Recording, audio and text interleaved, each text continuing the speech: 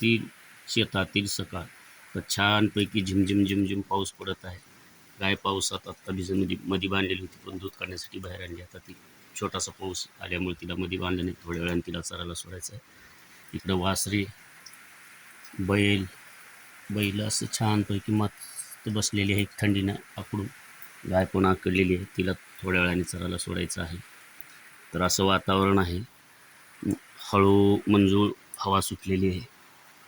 पाखरं सुद्धा आता किलबिलाट करत नाहीत, भिरकावत नाहीत. पावसामुळे ती दडून घाट्यामध्ये बसलेली आहेत.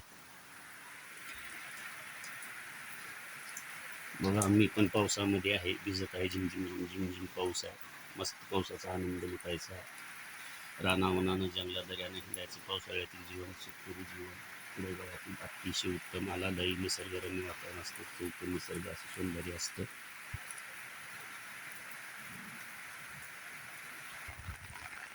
तर बघा, असं चौकड हे आता मी छत्री घेऊन पावसामध्ये व्हिडिओ शूटिंग करत आहे. आभाळ दाटून काळे ढग आलेले, चौकड अंधार वाटत आहे. पाऊस आता हे 4-5 दिवसापासून चालूच आहे. मोठा छोटा पाऊस पडत आहे.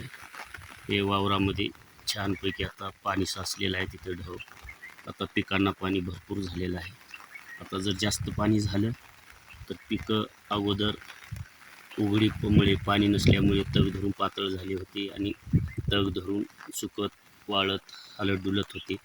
आता पाणी जास्त होऊन जाण्याची भीती आहे. शेतकऱ्याला सतत कुठलं ना कुठलं अतिवृष्टी असेल, तुफान असेल, पावसाचा खंड असेल, पिकावरती रोग असेल, अनेक कीड असेल, सतत संकट सामना करावा लागतो. बघा, हे आता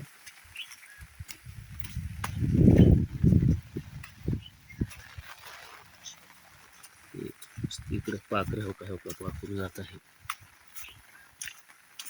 दूरचं काही दिसत नाही, अंधार वाटतो. चौकट अंधारमय आहे. तिकडे सुद्धा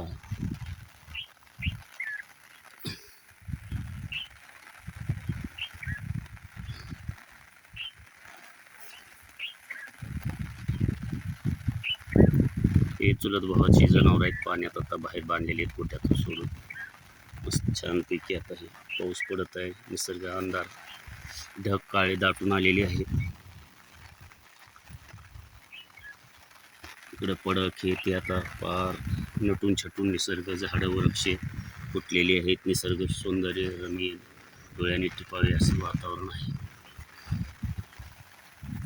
आता आम्ही पावसाळ्यामध्ये 4 ते 5 ठिकाणी अदलून बदलून जनावरांना बांधत असतो. त्याच्या मागचं एक शास्त्रीय कारण आहे.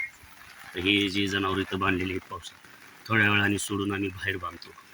का तर 3-4 दिवसाच्या नंतर जनावरं आदलू बदलू बांधायची. एकाच ठिकाणी जनावरे जर बांधलो आपण, पशुपालन दूध व्यवसाय करतो, तर एकाच ठिकाणी जनावरं बांधल्यानंतर घाण होती, किडे होतात, संसर्गजन्य रोग विषाणू जीवाणूमुळं पसरतो. त्यामुळं 4 ते 5 दिवसाच्या नंतर जनावरं आदलून बांधून बांधायचे.